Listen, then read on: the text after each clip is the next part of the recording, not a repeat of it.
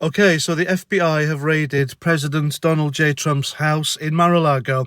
It's big news, and it's big news because it's either a distraction from something else or it's just yet another bullshit story to try and stop the guy from running for US president in 2024. And they have thrown absolutely everything at the guy. And when I say them, I mean deep state, maybe. If you didn't believe that before, like I did, then I think it's feasible to believe it now. And of course, the establishment, the Democrat Party, Nancy Pelosi, the Clintons, the Bidens, they're all in it together, folks. They want to stop this guy, and they will do anything and everything possible in order to do so. The Russian collusion disproved. It never happened. Then there was the January the 6th so-called insurrection, and that's turned out to be a big, massive damp squib. They've also thrown in financial irregularities, his tax returns, trying to link his family with corruption, but none of it sticks. And they're all desperate to bring this guy down, especially Twitter.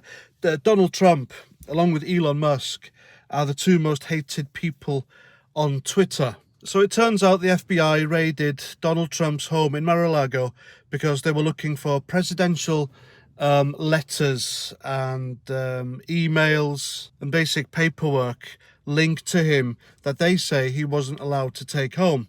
Now, when you're president of the United States, everything you do belongs to the nation.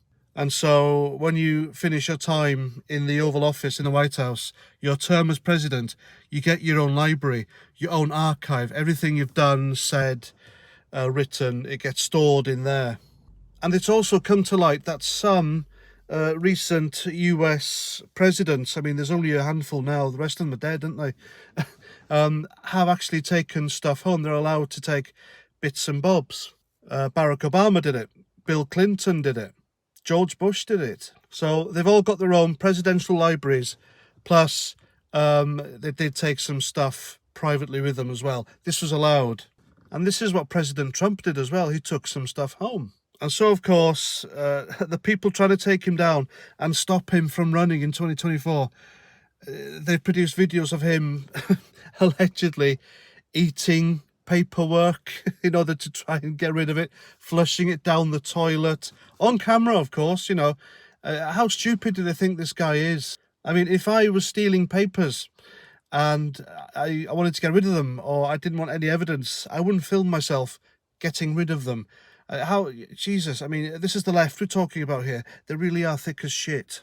And it's also transpired that the paperwork that he took home were nuclear secrets. Now, I'm going to tell it straight here. I don't believe it. I don't believe for a second Donald Trump would take home the nation's nuclear secrets. And I think this is definitely a huge setup, because I would have believed them if he snuck home that Churchill statue he had in the Oval Office, because he loved Churchill, he loves Churchill, loved the statue, had it there the whole time after Barack Obama got rid of it. And so I would have believed that, but nuclear secrets, no. Donald Trump isn't stupid, folks. And besides, everything he did take home with him, which he was allowed, he returned them to Washington weeks later.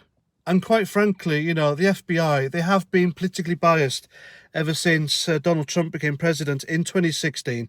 So I don't think it's below them or beneath them to plant stuff either.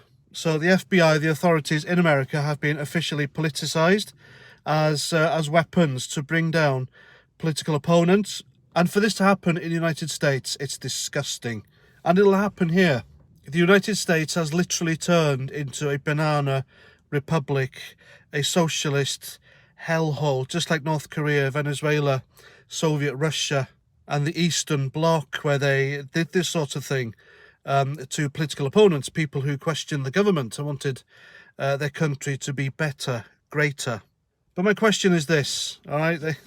They've done this to Donald Trump. Why the hell didn't they arrest Hillary Clinton for doing exactly the same thing, but she deleted her emails when she was Secretary of State? They didn't raid her home, the Clintons' home. They haven't raided Hunter Biden's home after what came out of his laptop. And they haven't raided Nancy Pelosi's son's home either, because it's turned out he's got vested interest in China, and he was secretly put onto her plane when she flew to Taiwan. And there's pictures of them together there in Taiwan, but his name isn't even on the guest list, on the flight list. So the more things happen to Donald Trump, the more they try and prosecute him. I think more people will believe now that there is some sort of shady organisation, conspiracy, out to take people down who question them. And so to that end, I don't believe anything will come of this, because it's just absurd that Donald Trump would take home nuclear secrets, for heaven's sake. And judging from his recent advert he's put out there, I really do hope he runs again. And this time, he clears the swamp for real and holds these people to account. Gets the Clintons investigated, Hillary Clinton, lock her ass up. The Biden crime family, look into them. Nancy Pelosi's tax returns, the woman's worth hundreds of millions of dollars, insider trading, and other shady deals involving her husband, her son, and China. And it's all going on. I really do hope he does run and he wins. I mean, come off it. Do you really believe that 81 million people voted for Joe Biden at the last election? 81 million people. I don't think so. The guy couldn't even hold a crowd together when he did manage to crawl out of his basement to campaign. So don't give me that bullshit that he won with a landslide victory like that, an unprecedented historical victory. I think it's all bullshit. And to see the United States brought down by the left like this is just sad. It really is sad.